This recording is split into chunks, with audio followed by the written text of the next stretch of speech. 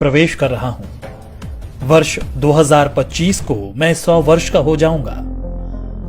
वर्ष 1925 में विजयादशमी के दिन नागपुर में डॉक्टर केशव राव बलिराम हेडगेवार जी ने मुझे संघ रूपी जिस बीज के रूप में रोपा था, तब किसी ने भी नहीं सोचा होगा कि मैं एक वट वृक्ष बन जाऊंगा। आज इस वट वृक्ष की कई शाखाएं राष्ट्र निर्माण कार्य में लगी हुई हैं।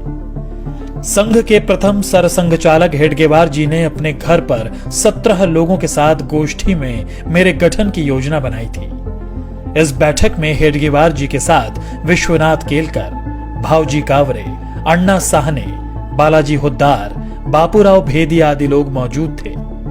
मेरा क्या नाम होगा, क्या कार्य होंगे, सब कुछ समय के साथ धीरे धीरे तय होता गया।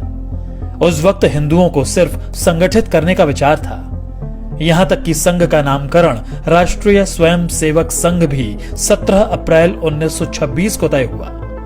इसी दिन हेडगेवार जी को सर्वसम्मति से संघ प्रमुख चुना गया, लेकिन सरसंघ चालक वे नवंबर 1929 में बनाए गए। मेरे नाम के अस्तित्व में आने से पहले 3 नामों पर विचार मंथन हुआ, जो थे राष्ट्रीय स्वयंसेवक संघ, जरीपटका मंडल और भारतोद्वारक मंडल, जिसके लिए बाकायदा वोटिंग भी हुई। नाम विचार के लिए बैठक में मौजूद 26 सदस्यों में से 20 सदस्यों ने राष्ट्रीय स्वयंसेवक संघ को अपना मत दिया, जिसके बाद मैं यानी आरएसएस अस्तित्व में आया। पिछले कई दशकों से लगातार देश के कोने कोने में संघ की शाखाएं लग रही हैं। हेडगेवार जी ने व्यायामशालाएं और अखाड़ों के माध्यम से संघ कार्य को आगे बढ़ाया था। स्वस्थ और अनुशासित स्वयंसेवक होना उनकी कल्पना में था। 96 वर्ष के सफर में आज मेरे 80 से ज्यादा समविचारी और अनुषांगिक संगठन हैं। दुनिया के करीब 40 देशों में मैं सक्रिय हूं। पर मेरा यह सफर इतना भी आसान नहीं था। कई ऐसे मौके आए जब मुझ पर आरोप प्रत्यारोप भी लगे और यहां तक प्रतिबंध भी लगा दिया गया। इस दौरान स्वयंसेवकों के साथ दुर्व्यवहार भी हुआ, लेकिन हम स्पष्ट थे क्योंकि हमारा लक्ष्य स्पष्ट था। हम सम और विषम परिस्थितियों में एक समान बढ़ते रहे क्योंकि लक्ष्य बड़ा था। संघ के विरुद्ध दुष्प्रचार के बावजूद समाज का एक बहुत बड़ा वर्ग ऐसा भी था जो संघ के समर्पण को देख रहा था और समझ भी रहा था। यही कारण था कि जिस परिवार को संघ के स्वयंसेवकों की मदद किसी न किसी रूप में मिली, वह सदैव के लिए संघ का हो गया। मैं तो अपने कार्य पथ पर अपने स्थापना के साथ ही निरंतर चलता रहा। आजादी मिली, लेकिन विभाजन की विभीषिका के रूप में दर्द भी मिला। रास्ते कठिन थे, मगर मैं रुका नहीं।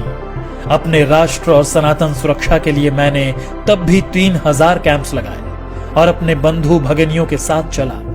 वर्ष 1962 में जब चीन ने धोखे से देश पर हमला कर दिया, तब मेरे परिवार के स्वयंसेवकों ने बखूबी अपना राज्य धर्म निभाया और जान पर खेलकर सरहदी इलाकों में रसद पहुंचाने में सेना की मदद की। इससे प्रभावित होकर तत्कालीन प्रधानमंत्री नेहरू ने 1963 में गणतंत्र दिवस की परेड में संघ को आमंत्रित किया। स्वयंसेवकों ने उस गणतंत्र दिवस की परेड में पूर्ण गणवेश के साथ भाग लिया और अपनी सादगी सात्विकता से सबको अवगत कराया था। इसके बाद वर्ष 1965 में पाकिस्तान से युद्ध के दौरान भी स्वयंसेवकों ने महत्वपूर्ण भूमिका निभाई। तमाम विरोध और सभी कठिनाइयों के साथ संघ अपने पथ पर निरंतर आगे बढ़ता रहा। आपदा हो या युद्ध, मेरा संकल्प भारत समर्पित। कभी 25 स्वयंसेवकों से शुरू हुआ संघ आज विशाल संगठन के रूप में स्थापित है। बिना स्वार्थ, तन मन धन से दिन रात राष्ट्र सेवा, मानव सेवा में स्वयंसेवक जुटे हुए हैं।